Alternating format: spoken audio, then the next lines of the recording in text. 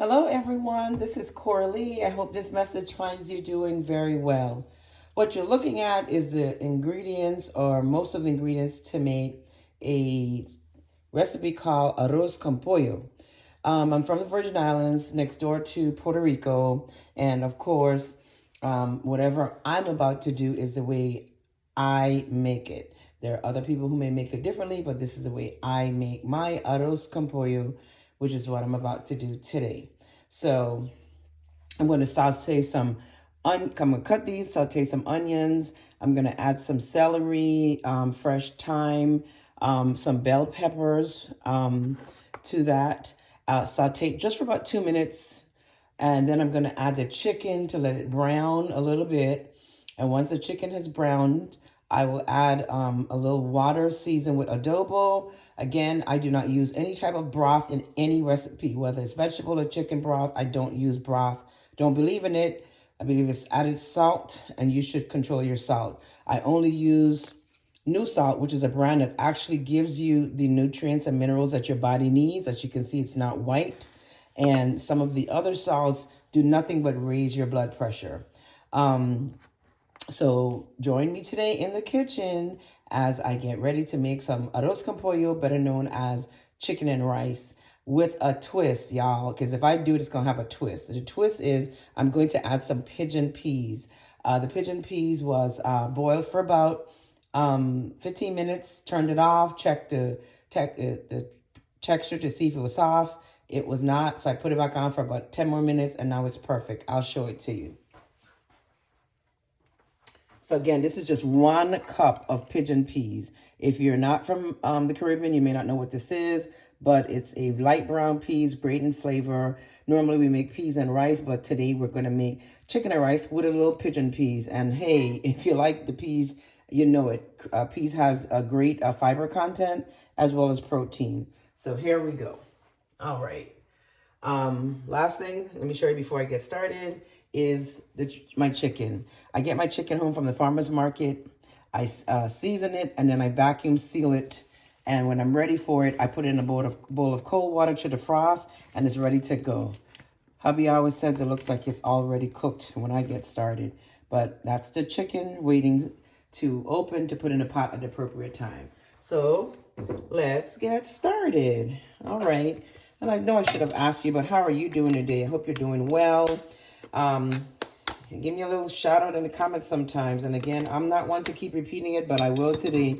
If you like this video, please subscribe to my channel as we continue to grow. It makes a difference to YouTube how that happens. And so thank you so much for joining me today as, again, I cook some arroz con pollo. I just wanted to get all the ingredients there in the window so you can see it. But now I need to clear my board so I can chop.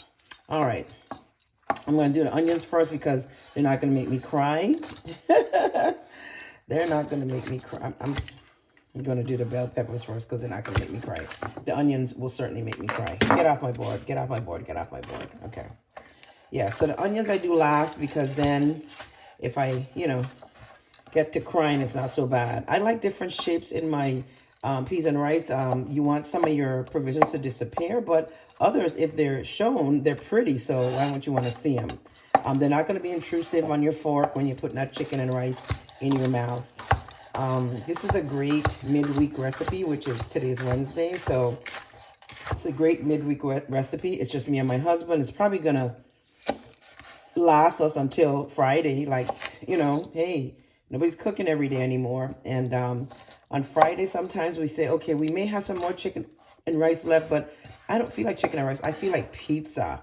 And so we might have a pizza. My favorite is from this company called Marco's Pizza. Let me show you something. This is an organic carrot. Organic carrots do not need heavy peeling to put them in a pot. I washed it and dried it. And so now I'm just doing my side of my knife to scrape it. And again, that's just scraping a little extra if there's any dirt or residual whatever on it. There's no pesticides. And I know some people say, well, there's some allowed pesticides to be used and you can still call it organic. Well, not the source of this carrot. So again, I'm doing 1 carrot. The carrot is probably going to cooking less than 15 minutes, but it's going to maintain its integrity as the whole cooking process continues. All right. Again, as you're chopping with me, remember, leave the knife on the board. You feed your food into the knife. Leave your knife tip on the board. Leave your knife tip on the board. All right, so I got my bell peppers, got my carrots. I don't know if you can see this blue pot, but I ordered this blue pot online. When I saw it, I said, oh my God, I have so many pots in Dutch ovens, but chefs get, oh my God, we get excited when we see, you know, pots that are non-stick, that are this large. And then when you're cooking dishes like, you know, chicken and rice or, you know, different meats, you want to have as much room as possible. All right, so bell peppers, carrots go in. This was pre-done, leftover from Thanksgiving, so I'm throwing those in. That is celery, so that's chopped celery. Again, using up all my Thanksgiving pre-chop that I didn't use. This is chopped thyme. So you have thyme. Oh my gosh, looking good already. And again, the last thing I'm going to put in is onions.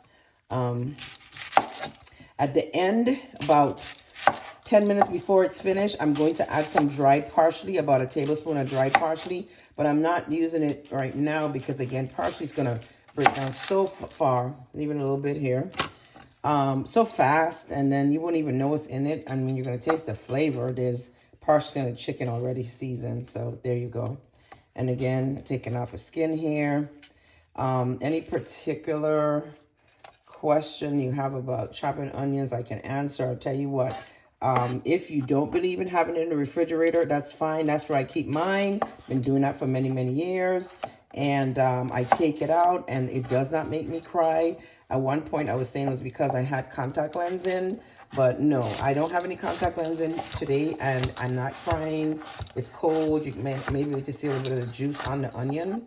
And again, you don't have to chop it really, you know, fine or anything. It's going to break down in the time frame that the chicken is cooking with the rice.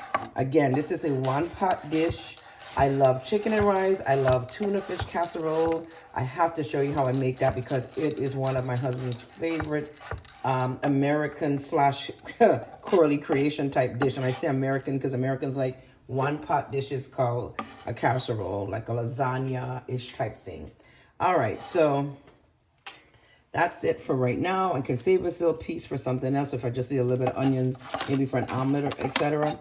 I'm going to remove this board so there's space for right now and try to get you closer so you can see what's going on in this pot. So I'm going to turn on the pot for the first.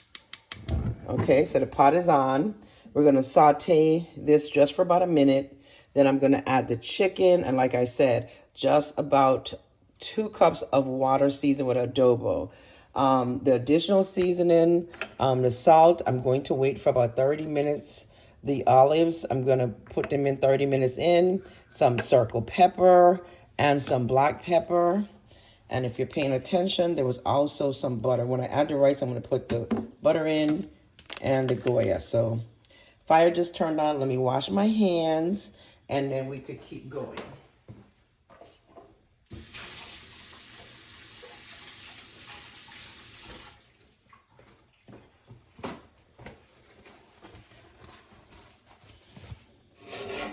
All right. So, as you notice, I put everything in the pan. I didn't put any seasonings. I'm going to put I didn't put any oil. So I'm going to put a little oil over the top. This is non-stick. It doesn't need much oil. But what needs oil is the browning of the chicken, and the rice will need some oil or it will stick together. All right. So today I have 6 pieces of chicken thighs. And again, I'm just spreading this out in the pan. Please don't tell me that's a piece of carrot that didn't get cut. But did it? It didn't. It got cut. Didn't cut all the way through. But there we go. All right, so that's done. All right.